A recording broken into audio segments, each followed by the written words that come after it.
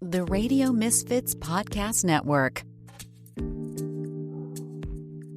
Hello, everyone, and welcome to Planted with Sara Payan. I'm Sara Payan, your host, and today our guest is Luke Scarmazzo. Luke has a very interesting story. He was working in cannabis during the 215 times, which for those of you who are out of the state of California, that is when we had our medicinal cannabis available.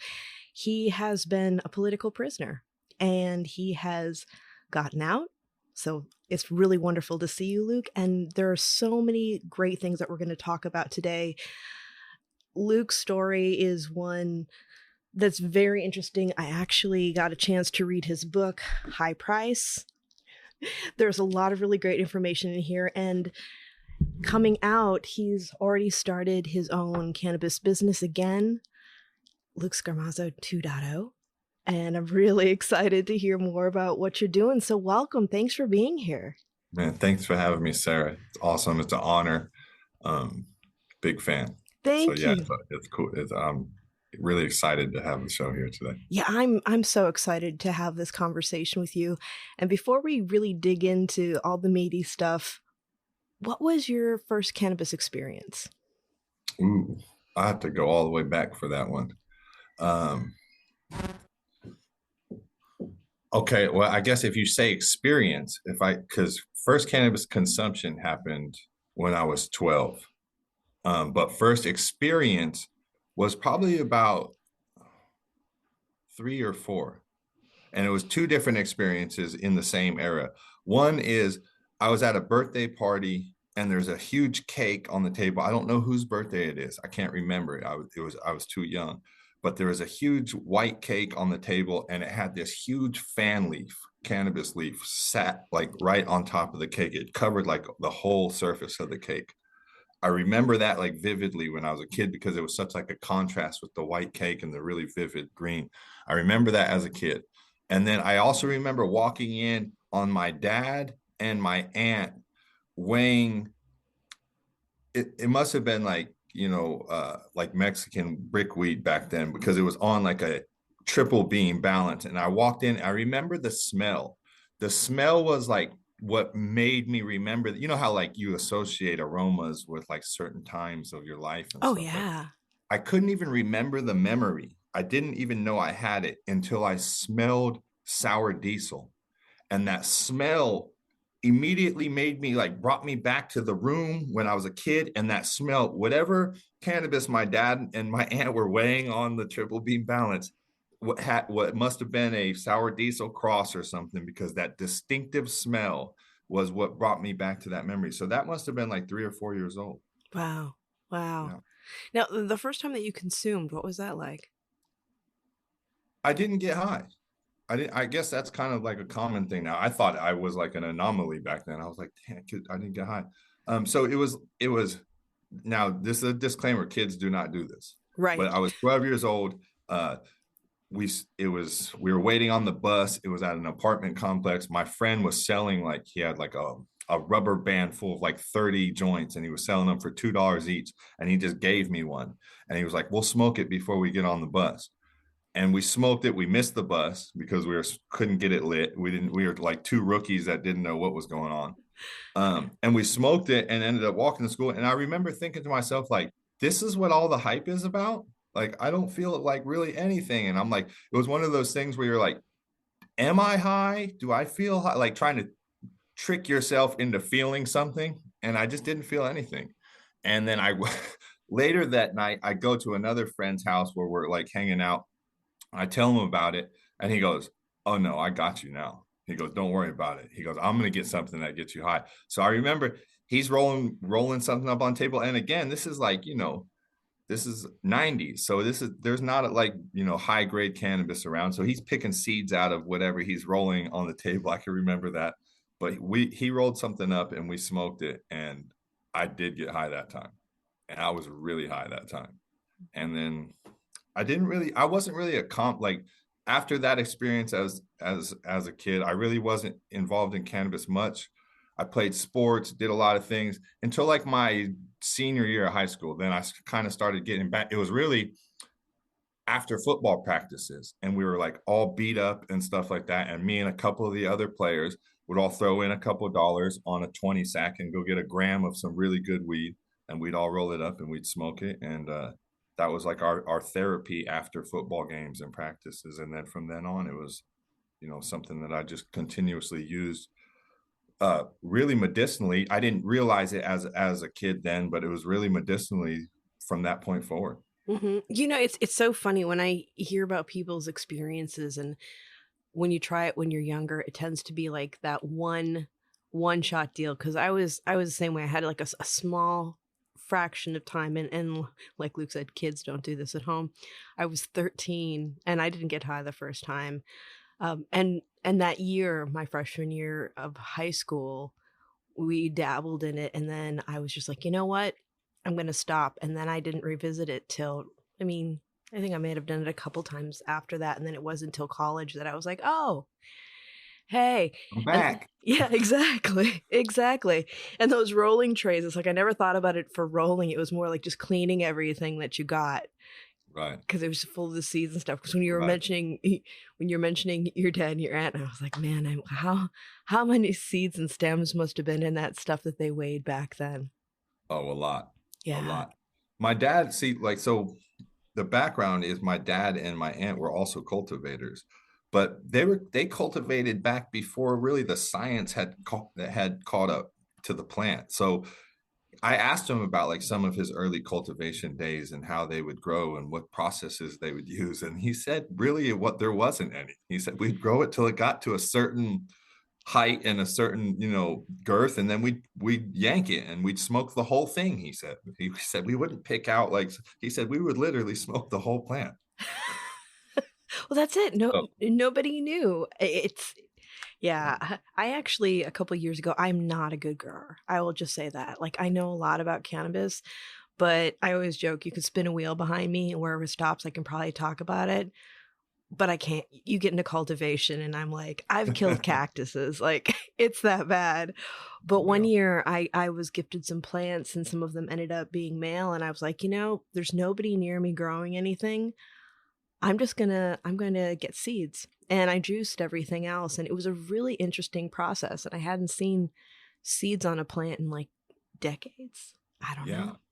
Yeah, it's interesting. Like people who aren't familiar with cultivation, and when they see the male plant grow, it's such a different looking plant, like just totally. And it's really cool to see both sides of it, and just to see like, nature and how you need both the feminine and the male to make the plant work and to make it propagate and to continue to be able to spread. Yeah, that's it. And then I would scare my husband and I look at him and smile evilly and go, we juice the males.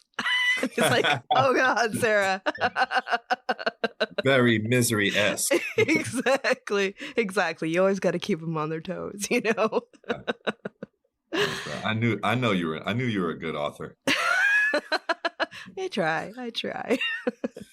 So what got you into, for the people who don't know, you were very much in the early days of the 215 movement, and you had a legit dispensary in Modesto.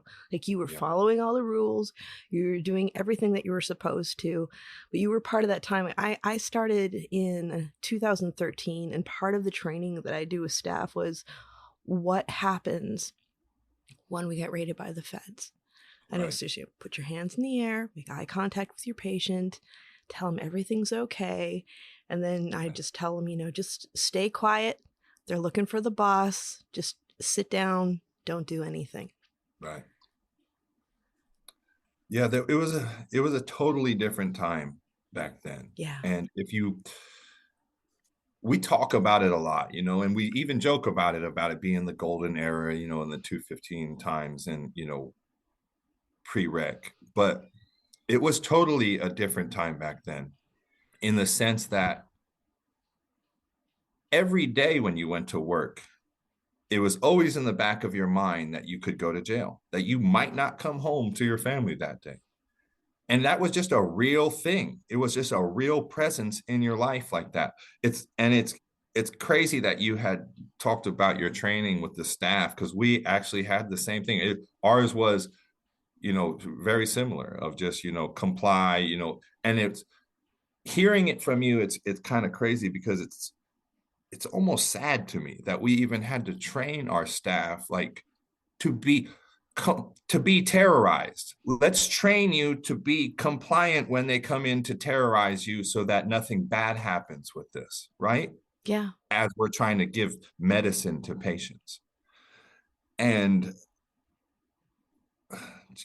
just the industry now is such a different thing, and it's good. It's made a tremendous progress, but the operators now, and even the consumer that comes in, a lot of times it's forgotten, it's lost upon them just because of how easy it is and how much progress we've made and how clean and beautiful and well lit the stores are now. That we really forget how much it took to get to that point, what we had to say to our staffs, what we had to say to our families and our wives and husbands and daughters and sons, growing up in this and teaching them about, not only teaching them about the plant and the benefits of it, but teaching them about the law enforcement aspect of it, of what happens when your teacher says this, or what happens when an officer asks you this, or what happens when you have an interaction with law enforcement. Those are all very real situations that operators don't have to have these conversations anymore, thankfully. And it's because of women like you and leaders in the industry and people who came before us and laid the sacrifice down and did time in prison. We still have 3,000 men and women in federal prison alone just for cannabis. Yeah. Shout out Parker Coleman and Edwin Rubiz, Valerie Flores, and everybody. Like, they are still in prison just for cannabis. So, even though we've made so much progress, there's still a very, very long way for us to go before the effects of prohibition aren't felt by generations. I agree. I have a real problem with the fact that we're able to do business now, and there are large companies that are, multi-state operators while we still have people in jail. It's not right at all. It seems like it's the easiest, lowest hanging fruit, right? Mm-hmm. It's both sides agree that there shouldn't be people incarcerated for nonviolent cannabis offenses. Every presidential candidate besides Joe Biden was in favor of legalization and releasing people from prison. And Joe Biden even President Biden even made the promise that he was going to release everyone who was incarcerated for cannabis and zero out or expunge their records. So it's like the progress even in that realm, right, is tremendous in the federal realm. But we just still have so much further to go when we're opening state after state and market after market. But Parker Coleman has to sit there and read about it in a prison cell from a newspaper just because he sold cannabis. That dichotomy right there is ridiculous. That as we can sit here and say we're a just nation and a fair and equal nation, that is going on simultaneously right now. It's just something that we have to fix. And I don't really know what it's going to take, like lobby days and going to DC and getting like both sides of Congress to act. I know is like a monumental task, right? But it's like, ladies and gentlemen, this is the one of the few things that everyone agrees on.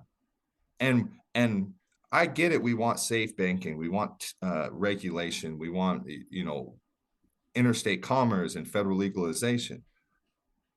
But the first thing that has to happen is people be released from prison. All the other things can be figured out. We can argue about regulation. We can argue about safe banking. We can do all those things and figure all that out and make it right. But we can't do that while people sit in prison and wait, and mothers and fathers have empty seats at Christmas dinners and empty seats at Thanksgiving tables because somebody's in there for cannabis. That is crazy to me that we even still have to talk about this. Yeah. And the fact is that we're still dealing with enforcement issues too. And it's, the fact that we have a traditional / illicit market that's doing very well in California. Yeah. It's not a problem with the people that are cultivating and doing these things. It's a problem with the lack of access to the industry.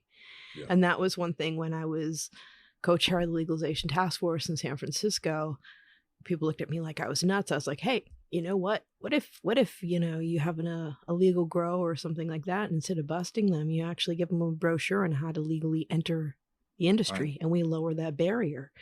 Because that's one of the biggest problems that we're having is the high taxation and just the cost of entry. I just recently talked with Johnny Casale, and, just hearing about what the plight of the farmers right now up, in Humboldt and Mendocino.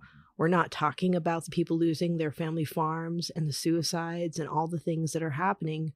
And a lot of this has to do with the fact that, the people who are making these laws and creating these programs don't see who we are. This episode is brought to you by Fat Nugs Magazine, a global perspective of cannabis and stoner culture as a bridge to the rest of the world. Right now, you can join Fat Nugs Magazine, Beard Bros Farms, Freedom Grow, and Jailed for Weed in the upcoming Prisoners Edition and help spotlight current and past cannabis prisoners and their stories, because no one should be in jail for a plant. Find Fat Nugs Magazine's beautiful print copies at your local dispensary, fatnugsmag.com, and on socials. Cannabis culture welcomes us all.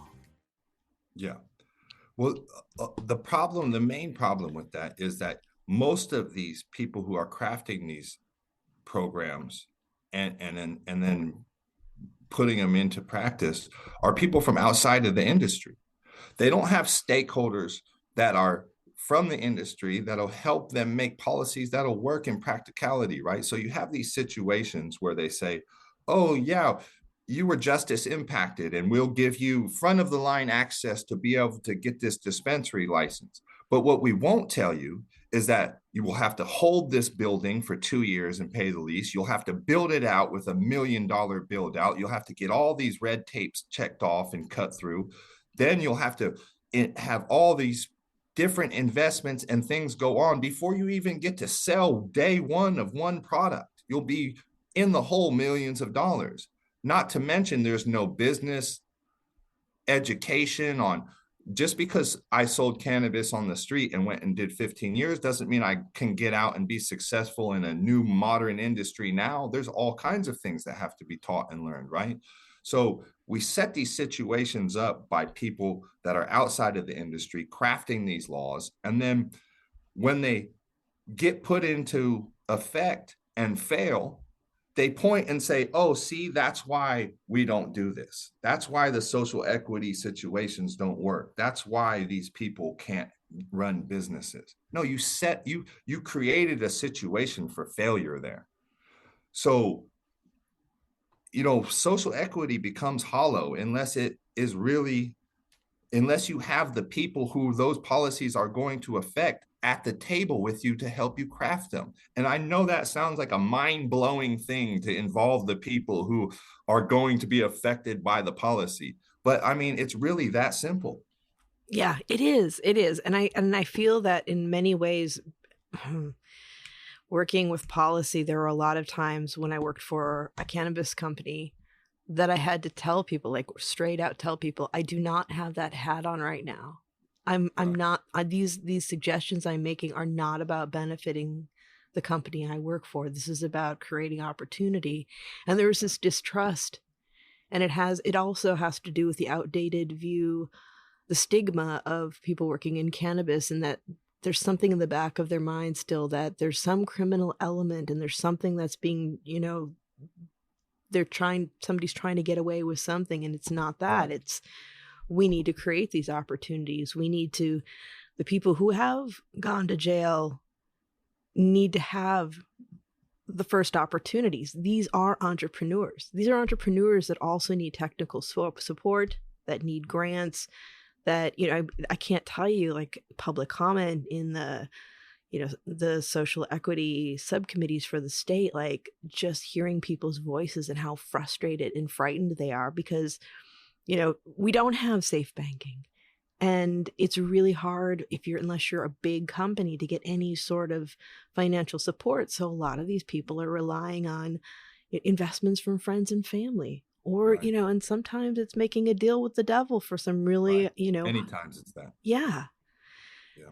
And so it's, we've got a lot to do. And I'm sure, coming out and seeing everything. I mean, not that you haven't been paying attention the whole time, but it has to be it must take your breath away a little bit. I always refer to it as like I'm like Marty McFly. Like I was, because it's like it's really actually exceptional because you're right. I did stay abreast of the industry and reading and research and all that, but it's different from doing it from the outside. And so being involved in the industry really my whole life up until I was incarcerated, and then having to be incarcerated for 15 years, and then basically going from like a time warp from 2006 till 2023. And I miss like a lot of the part of what happened in the industry, like, the infighting, all the like inner industry stuff.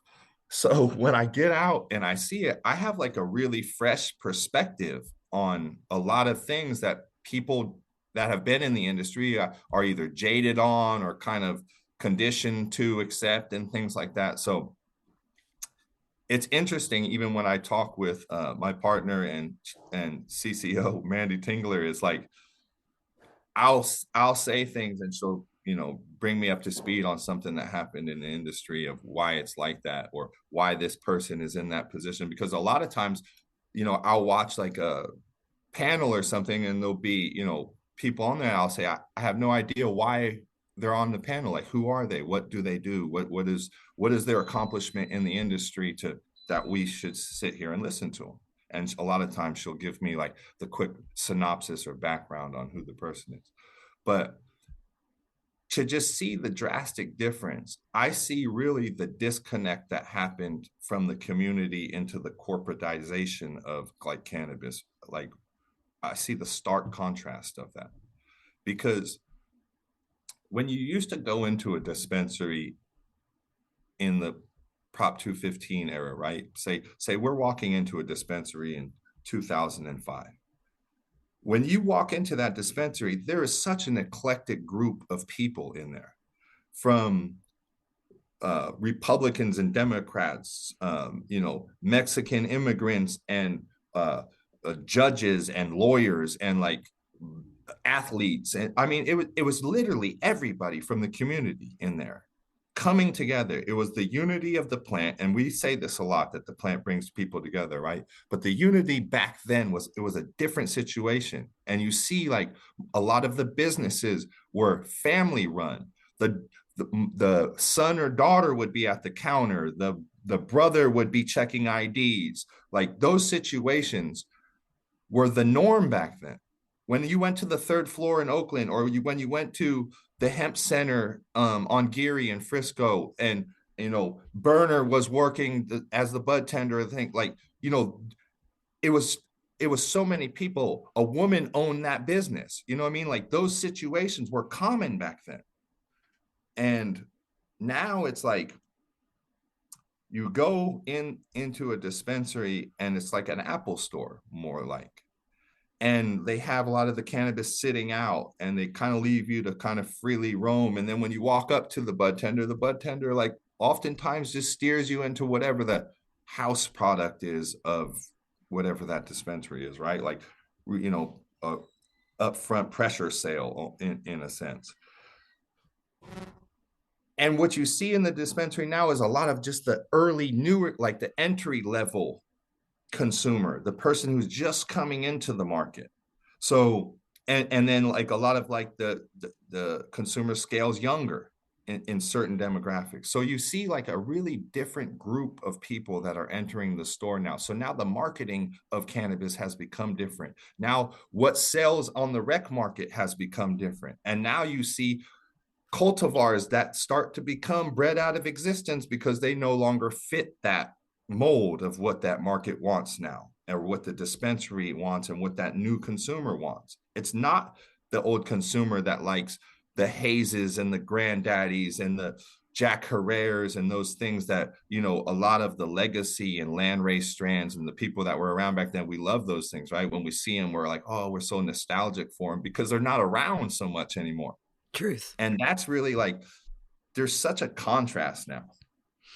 There is. One, I think part of it too is, consumers use what is presented to them.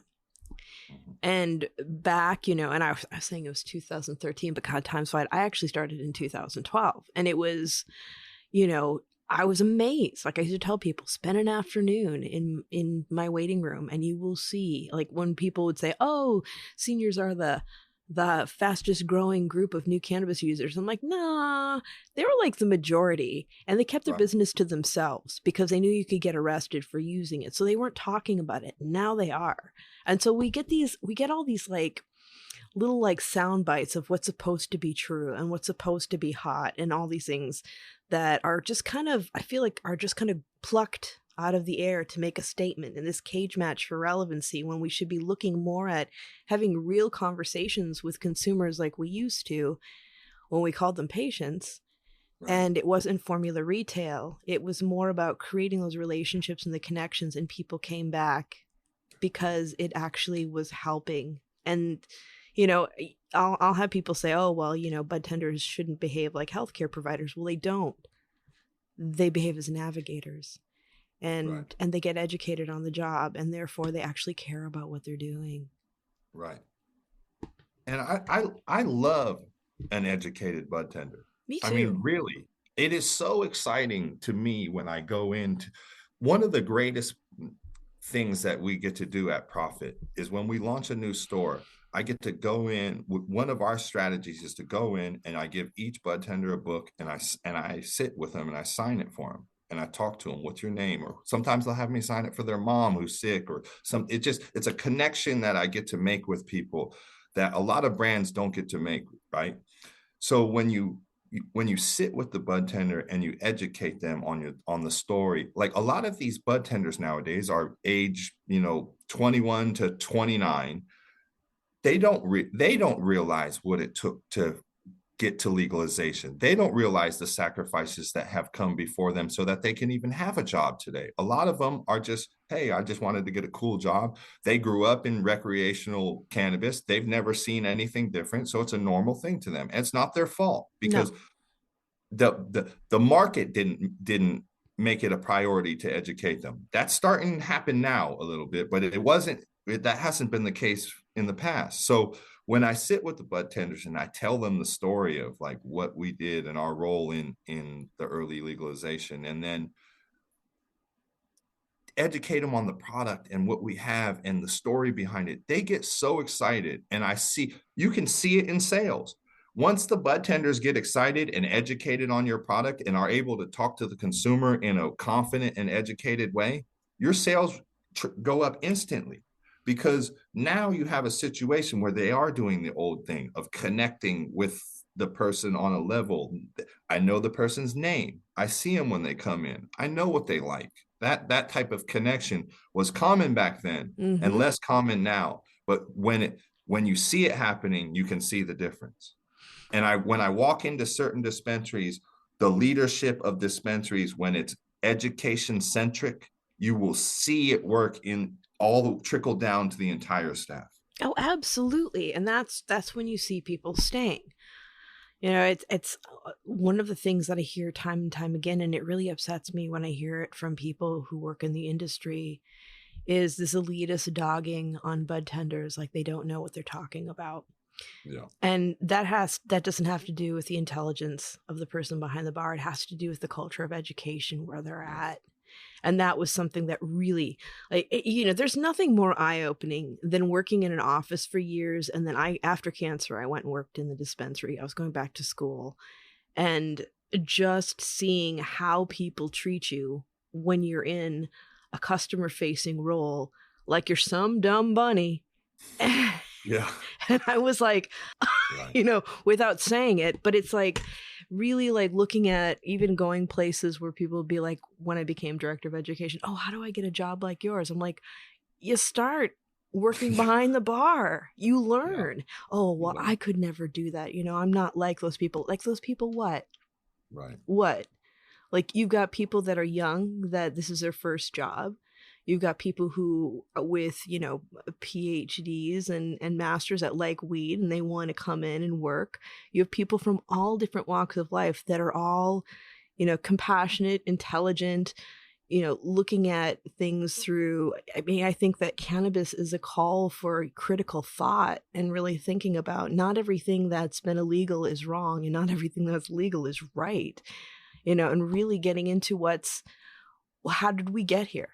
And why is this important? And it's a really, we have a lot of work to do.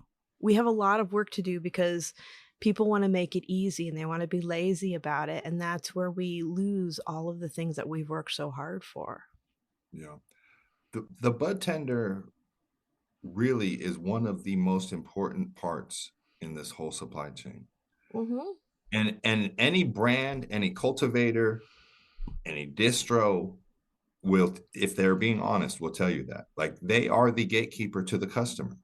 They are. So they are so valuable that for us to neglect that side of it, of being able to really teach them and enlighten them, and so that they can go elucidate to the customer and excite the customer. Like, if you miss that and you don't succeed as a company, I'm telling you right now, that is why.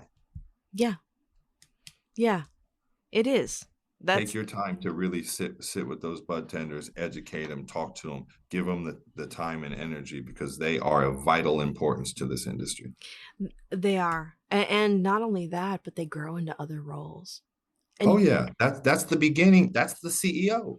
Look what I just said about Bernard. And this is not a disparagement on Bernard. I love Bernard. That's my dog. But he started checking IDs and working as a bud tender. Now he is one of the most successful CEOs ever in everything, not just in cannabis. Successful CEOs, period. He was on the cover of Forbes. He started as a bud tender. So you got to start somewhere. Yeah. And I remember back in the day with the hemp center, you had to mind your business and behave, or you would get your butt kicked out of that place. They didn't fool around. No.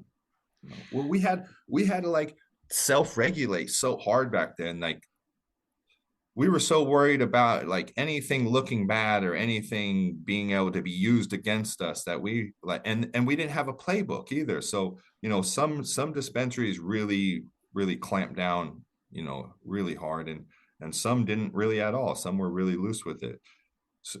So, but it was a hard time because you didn't have a playbook and you kind of just went with what made sense. You try to use common sense regulation and stuff like that. And then later the governor had come out in, like, I want to say 2008 with some loose regulations that were really just mimicked after the stuff we were already kind of put in place ourselves, with double verification of IDs, calling the doctor, verifying how long the recommendation was good for, putting limits on like how much a patient could buy at one time. The state limit was 8 ounces back then, and we would only dispense 4 per patient per day, just to be safe in case they had some cannabis in the car when they were leaving. We didn't want them to get pulled over and then be in violation, right? So there was like, it was a totally different time. It was so crazy to relate to this. When I'm out, I'm out probably like 8 weeks or so. I'm in front of a dispensary and we're waiting for somebody to pull up. It's down in LA. I'm actually in front of the Woods, Woody Harrelson's dispensary down in West Hollywood. It's a beautiful spot. Beautiful spot. Shout out to Woody Harrelson and the Woods. But I'm waiting out front and we're waiting for somebody to come meet us there. And Mandy gets on the phone and I say, hey, you got to get off the phone. Like, we'll walk down the block and call them, because you can't be on the phone out in front of the dispensary. I don't want them coming out and tripping on us. And she looks at me and goes, what? No. She goes, they want us standing out here. She goes, that's not the way it is anymore. But back then, like, you couldn't just loiter out in front of the dispensary on your phone and like be talking to somebody, or even go into the dispensary on your phone. Oh, like, no, I kicked people out for having their phone on. It's like, you got one chance, get off the phone. Second time I got to ask you, you got to go. Yep. Yeah, it's changed. It's changed a lot. You can take pictures inside now. Right, it's like, it's so crazy. It blows my mind. Crazy. Well, there are so many things to talk about. I mean, I want to talk about your book.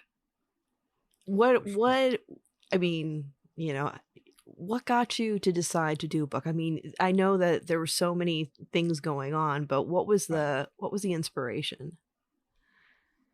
I mean, the story. Well, I always wanted to like. I knew the story was important from the initial conviction. Like right when I went into prison, I knew. Like I said, I was telling myself the whole time, I have to tell this story, because I felt in a sense that the government was trying to kind of push us off to the side and not and kind of keep us quiet and kind of put a blanket over our situation.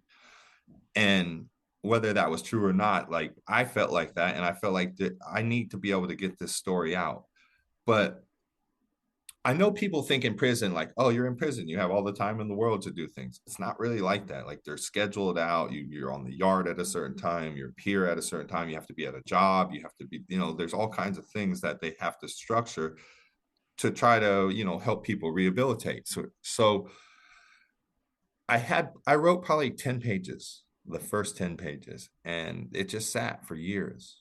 And then I got put in the SHU, and the SHU is solitary confinement. It stands for segregated housing unit. Um, and I was in the SHU for a number of months at this time. And the SHU, you're just in a cell by yourself. There's no TV, there's nothing in there. You're fed in there with the tray comes in a metal slot, you eat, you send your tray back out when you're done, and you have books. That's how you sustain yourself, books, and then you can write letters. Well, a lot of times the prison won't provide books, so you'll have to have books sent in from your family members or friends on the street. And sometimes mail is slow, sometimes that's by design, and sometimes mail is just slow. And so you try to time yourself to always have reading material, because if you run out of reading material or things to do in a brick room with nothing else, like the days drag. Yeah. um it's it's such a it's such a horrible form of like treatment to do it to a human. They can't do tests on it to see how it will affect a human being, because they can't get authorization to do this to like monkeys and lab animals, but they somehow are okay to do it to people. But anyway, I digress. There is So I'm in this situation. I run out of reading material. I'm waiting on my next books, and I go, well, hell, I guess I'll just continue writing this story. So it was really like a necessity thing. Like I didn't have anything else to do. And then I felt like God just put me in a situation where he sat me down and was like, yeah, I'm going to make you write this story. And the funny thing is, I come up with this thing in my head. I'm going to write 4 pages a day, because the task seemed too daunting too, of like, oh, I got to write this whole book. It's like going to be 400 and 500 pages. I used to get nervous, like when my teachers would give me like a 20-page essay. I'd like wait till the last night and do it on the last night. You know what I mean? And it was like, so anyway, I'm like daunted at this task. And then finally, I come up with this thing where I'm going to take little bites at it with 4 pages a day. The reason I'm coming up with 4 pages a day is because that's what they gave us per week, was 4 pieces of writing paper and 2 envelopes. So on the first day I use my 4 pages. I had another set of 4 pages there. So on the second day, I used the second 4 pages. But then I realized, like, it was a great plan, but I don't have the material to even keep this going. Like, because I can't wait and write 4 pages like every week. That doesn't take up much time. So I worked at they have what's called an orderly, and he passes stuff out like dinner and laundry and different things, like writing supplies and different things like this, right? So when he comes by one night, you don't really have a currency back there. There's no money. Like, I guess you can call, and maybe if your people on the street connected, you could have money transferred. But as far as like, being able to barter for stuff in there, you have food. So what I told him is, and food is very valuable in there because it's scarce. So I tell the orderly, I say, hey, I will give you a lunch tray and a dinner tray every week if you can give me extra writing paper. And he's like, okay, cool, deal. So I worked it out with this orderly where I give him a lunch tray and a dinner tray. And I was so hungry on those days too, because like I said, like everything is just like scheduled out, right? But the first night he comes by, I'm expecting maybe to get like 10 pages or something. We didn't never work out exactly what it was that he was going to give me. And he goes to like drop the laundry by my door, and he slides in a full notebook under there and like 8 pens. And then for every week, he just kept doing that for me. And so it was so awesome that like I was able to just finally now sit down and write and do my thing and do all that. And yeah, it was really great. It was really great. Wow. Yeah. I mean, so how long did it take you? Right when I got the paper, I sat down, and the first like 10 days I was nonstop, and I wrote like 40 or 50 pages. And then when I felt like I really had something there, like when I had those first 50 pages, now I'm inspired now. So I would say total write time was probably, like over the course of a couple months back there. I ended up staying in the shoe back there 7 months on my first time. And then I finished the book on the second time I went to the shoe, which was an 8-month run back there. Damn. That's a long time to be alone. Yeah, it is. And I wasn't even one of the guys back there that was there the longest. There was people that back there longer than me. Yeah, it's a terrible existence, and no doubt that they will call it torture in like 50 years from now. But in that environment, I was able to sit, and it was like writing in like a Zen cave. I was able to recall so well back then because there was no distractions, there was no noise, there was no one talking to me. So I was really able to vividly recall everything that happened. And like even conversations, like I tried to get as close to what the conversation was as I could remember. And it was really a unique experience, and really overwhelming, like emotionally overwhelming, because I had to sit and live through the whole situation again. And it was therapeutic for sure, but definitely an emotionally overwhelming experience. And then again, when I had it printed and had to sit and read it to do the first like edit, was tremendously emotional.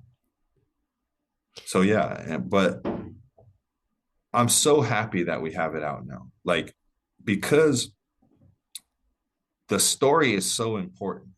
It's not only important to the industry, but it's important to everyone. Like I say this all the time, and people might not believe me, but if that story could be read by 10 million people and I didn't make 1 penny off that, I would be okay with it.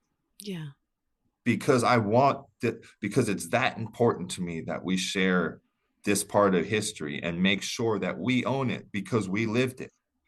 Because if we don't, then we leave it for someone else to write it, or the people with the money, or the victors, as they say, right? And we should never let them do that, because these histories are ours.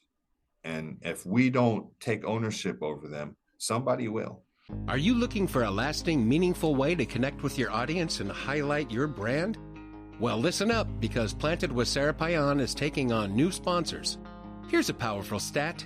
20% of listeners are more likely to support brands they hear about on a trusted podcast. And 60% actually look up that product after hearing about it. That's the power of podcasting. Planted with Sara Payan has a unique draw. With remarkable guests, we attract and engage audience that spans all sides of the cannabis spectrum. Picture your message reaching these listeners time and again. Podcast ads are evergreen, meaning your brand stays relevant as new audiences discover and binge past episodes. It's a long-term investment that keeps on giving. If you're looking for a targeted, passionate audience with lasting impact, the right listeners are here waiting to meet your brand. Visit plantedwithsara.com to get a copy of our sponsorship deck today. Yeah. When I was reading it, I didn't know what to expect. I wasn't sure like if it was just going to be about just running the dispensary, or, what was going to be added to it. But it was in many ways, it was a day in the life with you. Like it was about being there. It was about your relationships. It was about, the creative projects that you were working on outside of the dispensary. It was kind of like what feeds Luke's soul. Yeah. talking about, how much you loved your family and the different things that were going on. And it was kind of yeah, and I don't say this to make light of it, but it's like, it wasn't dry. It's an entertaining read. And I don't mean that in the, oh, so entertaining, but like it draws you in because you're like, this is talking about a man's life and what he's doing and the interactions. And I thought I was wondering like how you were able to recall all those things and go so deep. But I mean, spending all that time in the shoe. Yeah, of course. Like that's, I get Yeah. it. I get it. Yeah. And really, to be honest, if I didn't do that, it wouldn't have come out. Yeah. I wouldn't have ever wrote the book if I didn't go into solitary confinement. Yeah. So that was divine intervention. It's how long after you finished the book did you get out? I finished the first copy in 2018. So about 5 years. Yeah, but well, I finished the first copy in 2018, but when I got out, my editor, Angela Baca, shout out to Angela. She is an amazing woman, a brilliant editor, a brilliant writer. But she really pushed me. When I got out, I gave her the manuscript and asked her to help me because I didn't know anybody or want anybody else to help me because she had been along the journey the whole way. And she jumped in, was like, absolutely. But her first feedback was like, Luke, you write, 400 pages about this 2-year period that you guys were opening and running this dispensary. And she goes, and then you write like 3 paragraphs about prison. And I was like, yeah, I did that on purpose. I said, because I didn't want to write a book about prison. I didn't want to write a criminal justice book. I didn't want it to be sitting in some, law department in some university. That wasn't my point, because that would have really taken away from what I wanted this story to do. So, and sitting in prison writing it, now that I think back, I was probably even like had a little complex about writing about prison because I was in it and I didn't want to like just talk about it so much. I was wondering about that. Yeah. So when she really pushed me on it, and she said, no, you have to talk about that experience, because so many people that know your story will feel like there's an empty part of it that they didn't get to, understand you about, or understand your life or what your choices were in that time. She goes, you have to talk about it. So she pushed me. And then when I got out, I spent the first several months, I guess, just editing. And then finally got what you see in your hand right there in December, and was able to release it in January.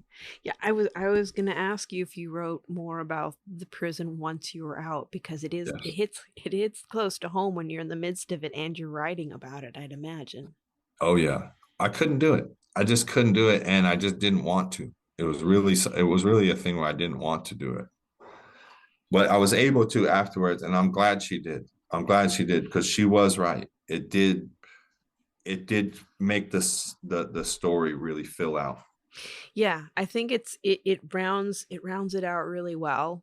People need to know. It's not, I can't imagine having to tell your own story about being in prison, much less having to experience it. That's got to be it's got to be psychologically, it's got to mess with you in many ways, because then you're just trying to get past it.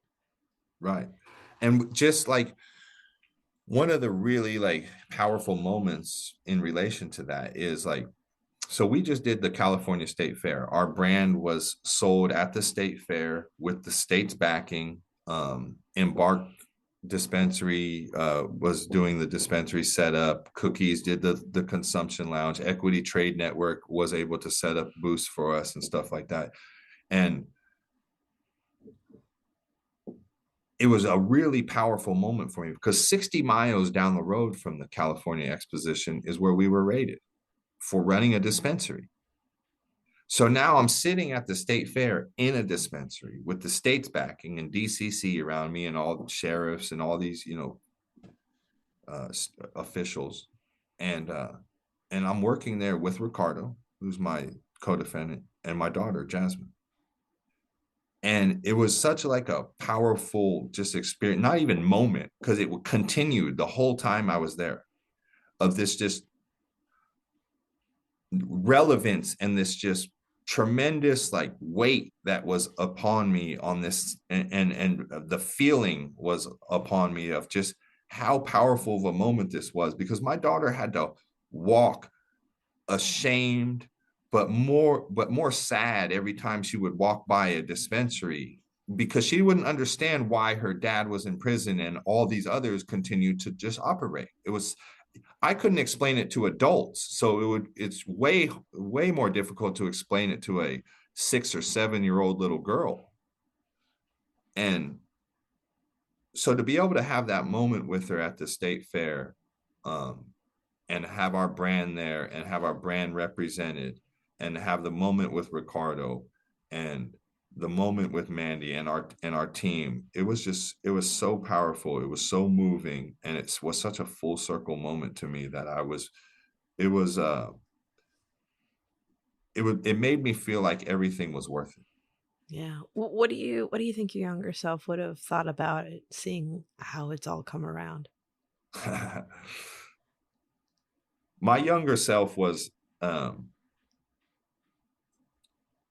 was a lot more outspoken. I was active. It's not that I'm not outspoken now, but I didn't care. Like if I saw something that was wrong, I didn't care about like how it made other people feel if I was speaking about it or to try to make it right. And now I know that, in the sake of compromise, we should always seek to find, understanding and common ground if we want to make change, right? And that has been a revelation for me as I've gotten older. And that doesn't mean like we compromise ourselves. Like I have a good friend that said, there's nothing wrong with compromising a situation, but never compromise yourself inside of a situation. And that's always kind of rang true with me. So, my younger self seeing this now, like,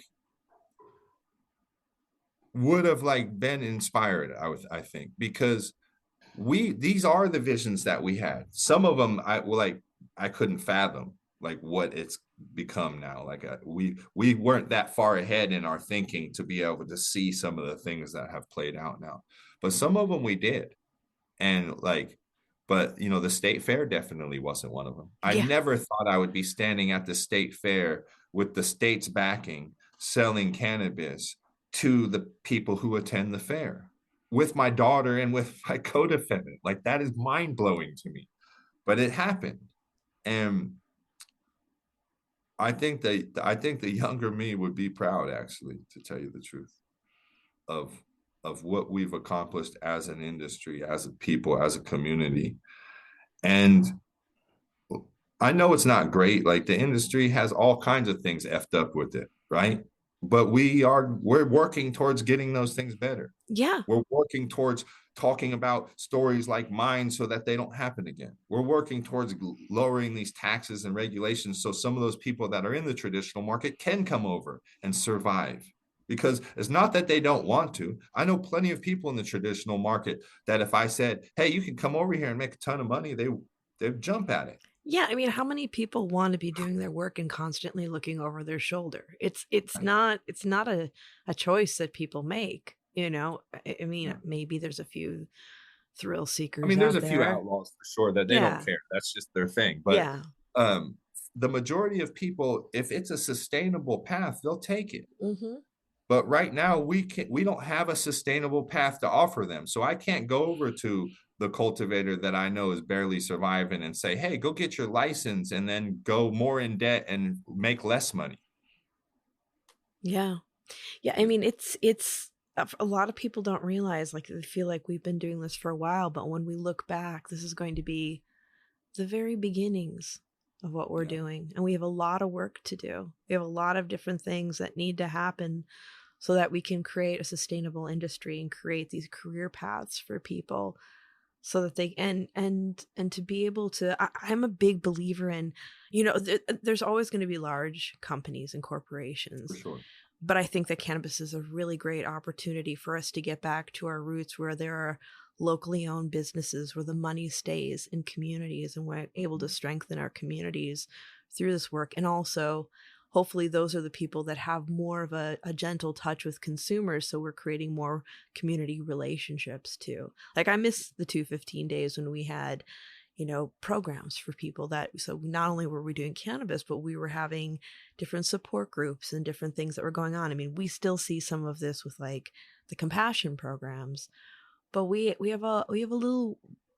had a weird start, and we need to get our heart back. Yeah. And, we've talked about a lot of the stuff that you've done in the past, but let's talk about what's going on now for you and what you're excited about. What are some of the projects? Well, I mean, the one that's taken the most time is definitely Profit. And that's the cannabis brand that I launched with my co-defendant, Ricardo Montez. It's based on our life story. It's a brand that's rooted in social justice. And really the ethos of it is just really to get back to like getting really high quality cannabis to consumers at like an affordable price. You see this situation in the markets now where there's a rosin pen sitting on a shelf that's $90 or $80 and it has dust on it.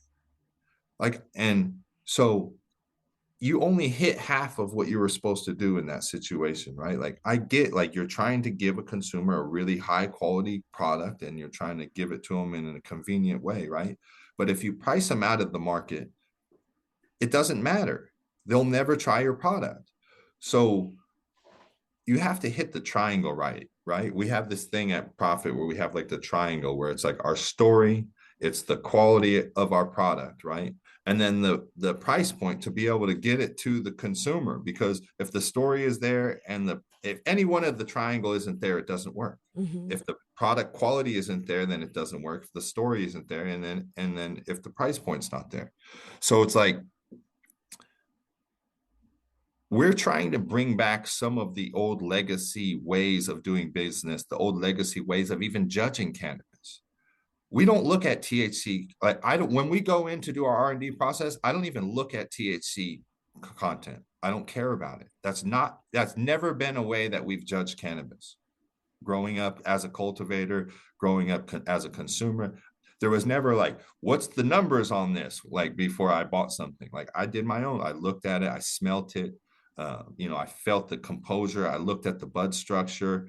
And then the effect, how it felt when I consumed it, the taste, the terpenes as I was consuming, all those things were the important things of how we judged it, right?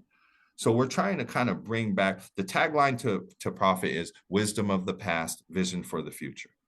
And really, we really are diving into that and making it to where we take what we know as legacy operators and not try to change the market now, because that's not going to happen. But we have to kind of meet the market.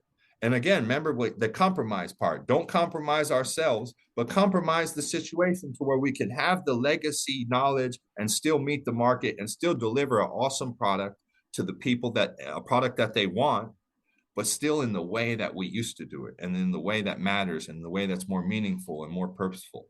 And then at the end of the day, 10% of our brand goes back to the people who are still men and women who are still incarcerated. And that is something that I hope we can end. I hope I don't have to give 10% to anybody who's incarcerated, because there won't be anybody left. That's the goal of that program, is to make it to where it ends, it kills itself. Yeah, I like what you're saying about, we can't change the market, but when you're doing things right, you certainly can inspire it. Right. Exactly. And so we use Profit too as a platform to continue to tell the story to the bud tenders at Benzinga, at Hall of Flowers, at BizCon. And in these situations and to these audiences, a lot of times that I'm going to be 100. They used to not be receptive to social justice and social equity. The first year I got out at Benzinga, I spoke. I was out 6 weeks. And when you say something to a crowd of investors and Wall Street guys and bankers, like, it's really hard to get them to clap. It's nearly impossible to get them to stand up out of their seat on these panels, like as something that they hear, right? But now on the last Benzinga that I just did, like, there was any time the word social justice was mentioned or social equity, the entire crowd would stand up. Anytime I mentioned Parker Coleman or Edwin Rubiz or people incarcerated, the crowd would stand up. So you're seeing the effect of that inspiration, and you're seeing what happens when we continue to tell this story, right?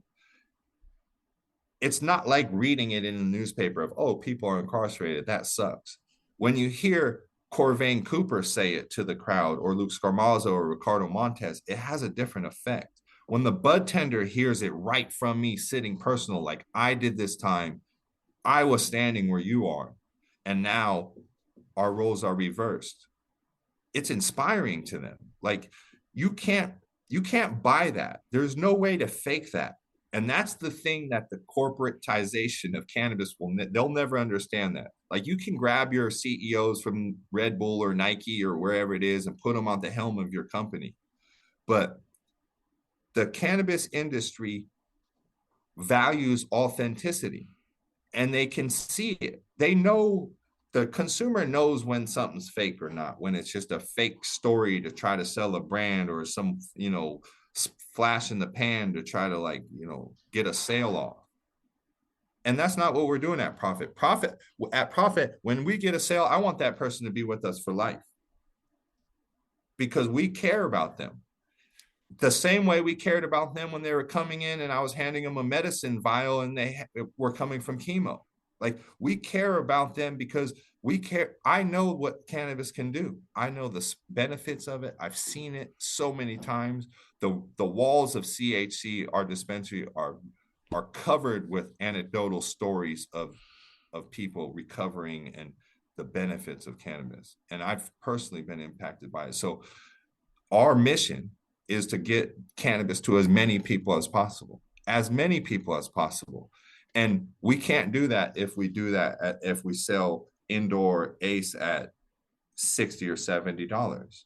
It don't work like that. So I had to get out and really lean on, like, a lot of the growers that I used to mess with, and a lot of the extraction artists, and a lot of these to get them to buy in with me on this. Because if I don't get them to buy in, I'm out of that price point. So we were able to do that. We have an awesome group of partners. We try to work with people who are legacy or justice impacted, because those are the partners and relationships that are meaningful to us. We have some things in the works with a lot of really exciting collabs. Arcata X, we're talking to right now, is a group that's up at Arcata, really, really exceptional extraction artists up there. But we just have a lot of exciting things in the works, and we're getting a lot of people to come to us, and the tent is getting bigger and bigger and bigger, and that's what's awesome, and it's really exciting. And then we have Joint Forces. The podcast is coming up, so I'll be following in your footsteps. Right on. Hopefully I can have you on. I will love that. I will, anytime. Yeah, that'd be awesome. Yeah. That'd be awesome. And then, just pushing the book, man, just doing everything I can to get the story out there and scream it from the rooftops. Well, Luke, I got to thank you. I mean, thank you for sharing your story. Thank you for being brave enough to stand up before and after. It's a lot of people don't understand. And even though I've read your book and we've spoken, I can never begin to understand what you went through. But I appreciate, and really, just thank you for, because if it wasn't for people like you, we wouldn't be doing what we're doing today, and we wouldn't be able to make a lot of the changes that we need to, and really get back to the business of what we're doing, and not the business, but the business that's above that, why we're here, to help people, to empower people, and to really change the way people look at cannabis. So I just, for those who want to follow you on social media, check out the book, check out your products, your flower, how do they do that? Yeah, just go to Profit Brands on social media, profitbrands.com. The book is available on Amazon. It's high priced, the Luke Scarmazzo story. And yeah, just continue to follow the journey and support the companies that support us. Yeah. And that's what I would like to leave with, Sarah, is just there are companies that put their money where their mouth is about social justice and social equity and doing what's right in the community. And then there's others that just want to get photo ops and put their arms around people and not really do any of the really hard work. So support the companies that support the values and causes that you do as a consumer. And that'll do, a tremendous amount of momentum for what we need to do to continue to, like you said, get to the real business that's above all this. Yeah. And people need to stay politically active. They can't get tired. Our voices are write needed. your senators, write your Congress people, stay involved at the local level, at the city level, and at the national level, because these are the people that are crafting the policies that are affecting us in our industry. And if we sit back on the sidelines, you be quiet. Don't sit on the sidelines and talk when you weren't involved in the policy making or being putting the effort forth. Yeah. That's the thing. Yeah. Get involved. Absolutely. Absolutely. What is it that they say? If you don't get a seat at the table, you might be on the menu.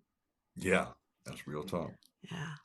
Thank you so much. And you are welcome back anytime. I'm really looking forward to seeing all the awesome things you're going to do and are doing. And so we do have to. Yeah, we have to do this again soon. Oh, yeah, absolutely. Thanks so much, Luke. Yeah, thank you, Sarah. And everyone, remember, if you like listening, please give us a review, share it with a friend. Let us know what your favorite episodes are. And if you'd like to stay in touch over social media, we are Planted with Sara Payan on Facebook and Planted with Sara on Instagram and Twitter. You can also go to our website, www.plantedwithsara.com, or listen to us on our parent network, Radio Misfits Network, where there are other great podcasts, like one of my favorites, the Winemakers Podcast. So check it out. You can listen to Planted wherever you listen to your favorite podcast, whether that's Pandora, Spotify, Amazon, Google, Apple, Stitcher, TuneIn. We are there. So join us. And until next time, stay curious, stay safe, and remember, it's a wild world out there. Be good to one another. Until next time, take care.